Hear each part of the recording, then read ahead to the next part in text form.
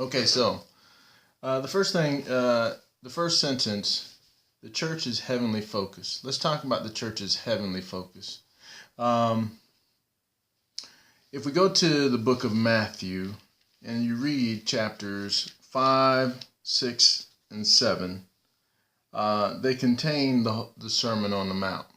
Okay, and in the Sermon on the Mount, it focuses, everything is about God focus, heavenly focus, not about earthly focus. Okay, and there's a great deception that's been played on the church. We think, we have been taught in recent generations that if you have wealth, it's because you're doing right with God. Okay, that if you have financial wealth or other things, it's because you're right with God, and so that the having of the wealth is the sign of approval. And so a lot of people, there are many people who only pursue wealth and then try to say that the having the wealth proves that I'm right with God.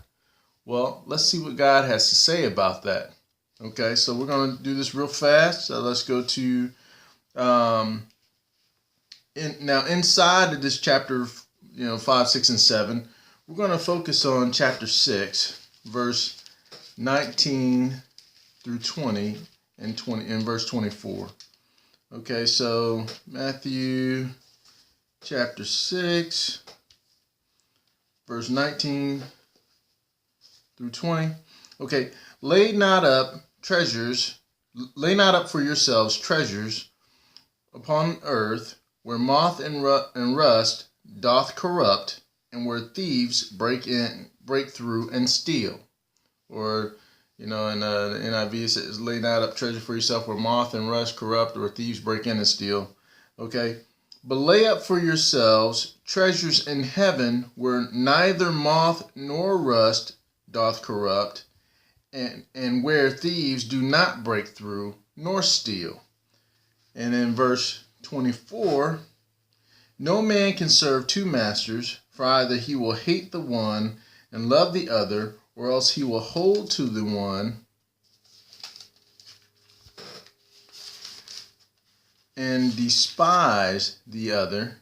Ye cannot serve God and mammon. So if we think about mammon, it's the translation for mammon is money. You can't serve God and money. Okay, and so that's right here in the middle of this chapter 5, 6, and 7.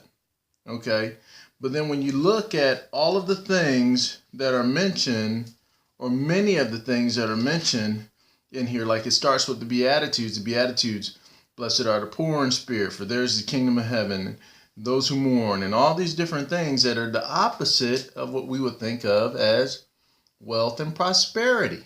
Blessed are you when you're going through trials. Blessed are you when you're going through thirst, hunger, and all these other things. I mean, how could that equate to worldly wealth?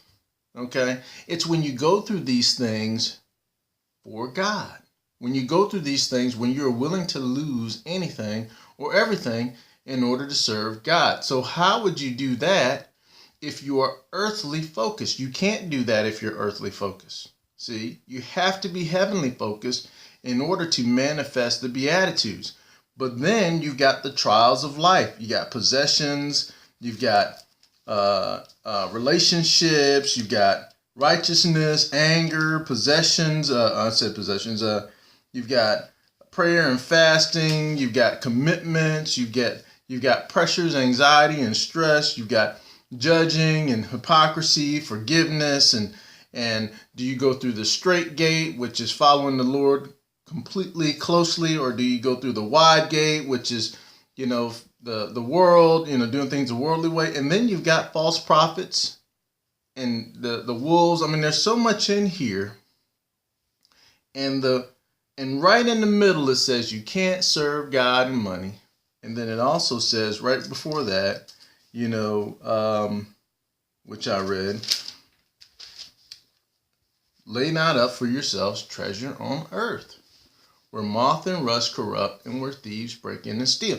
And so what we have to understand is that if we're not laying up treasures for ourselves on earth, We're laying up for ourselves treasure in heaven, okay? And so to do that, you have to, it's like when the Lord says you have to be in the world but not of the world. It's a heavenly focus. The church is heavenly focused, okay? So the first thing we have to understand as a part of the church's identity is that the church is heavenly focused, not earthly focused. Let's go to the next part.